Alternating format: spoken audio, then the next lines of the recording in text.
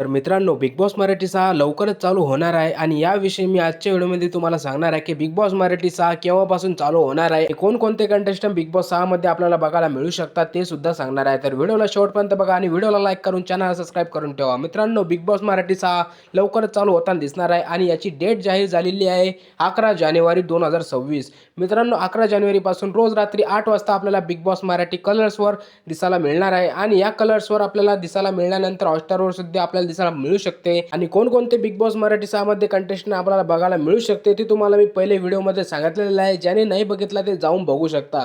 मित्रांनो, यामध्ये आपल्याला जे कंटेस्टंट मेन दिसायला मिळू शकतात ते म्हणजे आर.जे. सुमित. या कंटेस्टंट कन्फर्म होणारच आहे.